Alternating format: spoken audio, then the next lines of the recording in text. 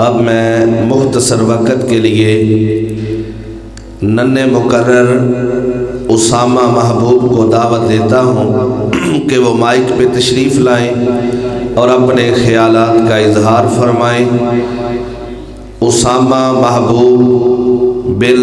Master محبوب ساجد صاحب mic پہ تشریف لائیں اور اپنے خیالات کا اظہار فرمائیں۔ ناداروں کو علم کے موتی، ناداروں کو علم کے موتی آقا نے انمول دیے، باب جہالت بند کیا اور ذہنوں کے در کھول دیے، انگاروں کو پھول بنایا، انگاروں کو پھول بنایا، ذروں کو پرسید کیا، جن ہونٹوں میں زہر بھرا تھا ان کو میٹھے بول دیے، ان کا آنا تھا کہ جنت کے دریچے کھل گئے، ان کا آنا تھا کہ جنت کے دریچے کھل گئے، ابر رحمت اس قدر برسا کہ چہرے دھل گئے۔ علی وقار، آج میرے تقریر کا عنوان ہے سیرت النبی اور عظمت و حرمت مصطفیٰ صلی اللہ علیہ وسلم و خاتم النبیین۔ جناب والا،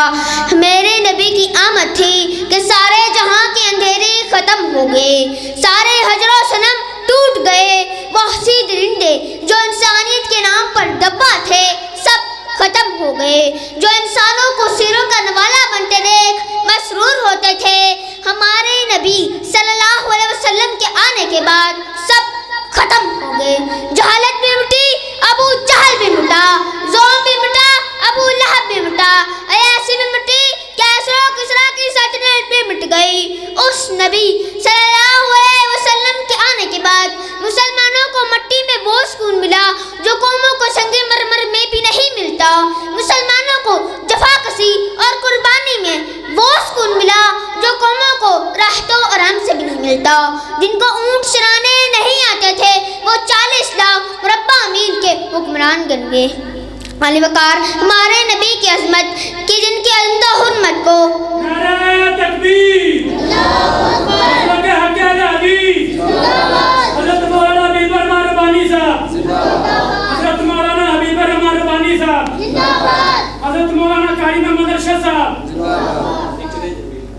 ہمارے نبی کی عظمت کہ جن کے ذکر جمیل کو خود خالق کائنات نے ورفعنا لکا ذکر کہہ کر فتح بخشی۔ جناب والا، افضل ما صحبت بہ الاعداء کے تحت ڈاکٹر مائیکل ہارٹ بھی آپ کی عظمت کا یوں معترف ہوتا ہے، he was only man in history, he was only man in history who was supernaturally successful۔ اس کے علاوہ آج بھی یورپ و امریکہ میں مسلمانوں کی بڑھتی ہوئی تعداد اس بات کا ثبوت ہے کہ جس کونین کے تاجدار کی حرمت مسلمانوں کی عقیدتوں اور محبتوں کا محور ہے، اس نبی کی تعلیم ہر قلب سلیم پر دستک دیتی ہے اور ہر ذہن کی الجھن کو دور کر کے اسے گلے لگاتی ہے۔ علی وقار، ہمارے نبی کی عظمت کہ جن کی عظمت و حرمت کو حضرت حسان رضی اللہ تعالی عنہ یوں بیان کرتے ہیں، وَأَحْسَنَ مِنْكَ لَمْ تَرَ قَطُّ عَيْنِي، وَأَحْسَنَ مِنْكَ لَمْ تَرَ قَطُّ عَيْنِي، وَأَجْمَلَ مِنْكَ لَمْ تَلِدِ النِّسَاءُ، خُلِقْتَ مُبَرَّأً مِنْ كُلِّ عَيْبٍ كَأَنَّكَ قَدْ خُلِقْتَ كَمَا تَشَاءُ۔ جناب والا، ہمارے نبی کی عظمت کہ جن کی عظمت و حرمت کو اردو شاعر یوں بیان کرتے ہیں، نماز اچھی، روزہ اچھا، زکوٰۃ اچھی،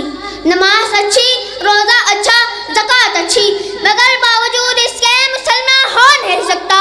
کٹ مروں نہ جب تک والی یشرب کی حرمت پر خدا شاہد ہے، کامل میرا ایمان ہو نہیں سکتا۔ اللہ کی قسم، زبان و قلم کی وسعتیں، مدتوں کی زمزمہ خانیاں اور دفتروں کے دفتر بھی آپ کی عظمت کا احاطہ نہیں کر سکتے۔ کوئی بڑا سے بڑا زوراور قلم بھی اس ہستی کے تذکرہ کو صفحۂ کرتاس پر منتقل کرنے کی طاقت نہیں رکھتا۔ اے سرور کونین کی توہین کرنے والوں، مکہ اور اس کے باشندوں سے پوچھو، طائف اور اس کے پہاڑوں سے پوچھو کہ اس محسن انسانیت کی عظمت و حرمت کیا ہے کہ جن کی حرمت کے تحفظ کے لیے حضرت سعد رضی اللہ تعالی عنہ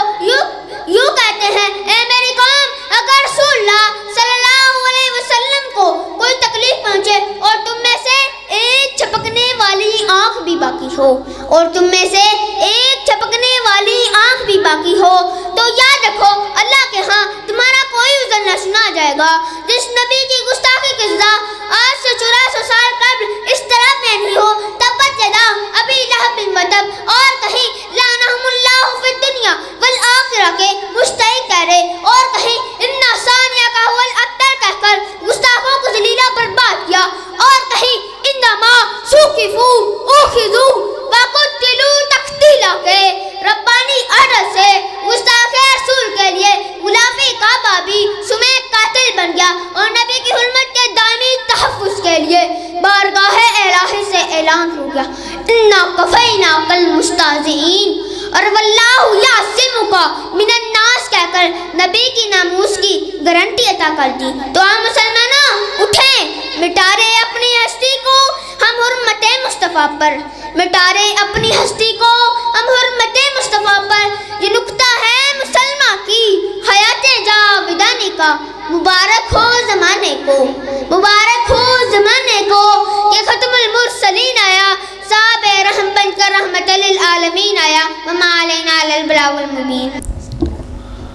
ما شاء اللہ لا قوت الا باللہ، اللہم زد فزد،